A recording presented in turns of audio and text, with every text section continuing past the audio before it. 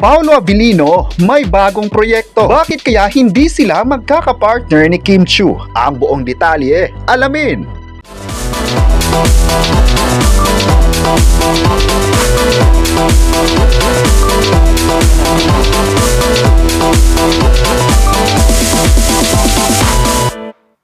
Hindi pa man naipapalabas ang pelikula ni Nadine Lustre at Paolo Abilino ay umugong na sa social media ang balitang si Gerald Anderson naman ang susunod na leading man ng actress.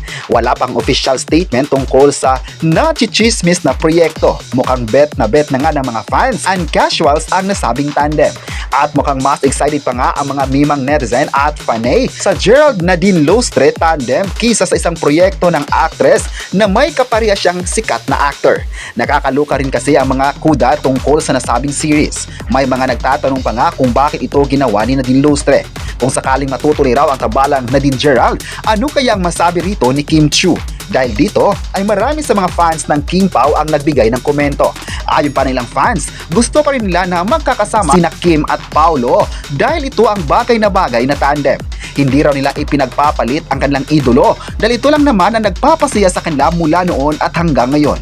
May nagsabi namang netizens na wala namang problema kung hindi si Kim Chiu ang partner ni Paolo Abilino dahil need naman talaga ng isang artist na maipartner sa iba para mas makita ang kaya nila bilang artist. Wala naman siyang nakitang mali sa pagsama ni Nadine at Paolo Abilino at marami naman ang sumusuporta sa kanilang dalawa. May nagsabi naman na kahit sinong ikolab pa ni Paolo Abilino ay hindi sila maaapektuhan dahil alam nilang babalik ang Kim Pao sa tamang panahon.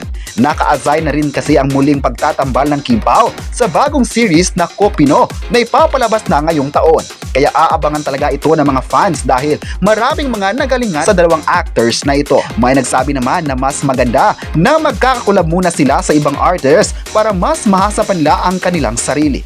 Wala silang pake sa mga negatibong netizens basta mahal na mahal nila ang Kim Pao na nagbigay buhay sa kanilang pang-araw-araw.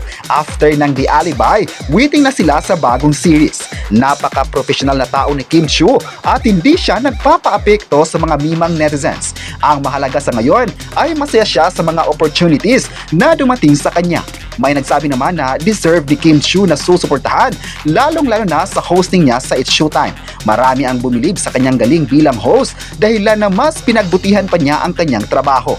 May nagsabi naman na masaya ang lahat sa kung anuman ang mga proyekto na natatanggap ng artist kaya hindi big deal ito para sa kanila. Thankful pa nga ang mga fans na maraming mga proyekto ang natatanggap ng Kim Pao sa ibang artist. Maraming proyekto, mas maganda kaya andyan lang ang mga fans na nagabang ng bago sa kanilang idolo. Kayo, ano ang masabi nyo na may bagong proyekto naman si Paolo Abilino? I-comment na kung gusto mo bang magkakaroon na naman ng proyekto ang Kim Pao at huwag kalimutang i-subscribe ang ating YouTube channel.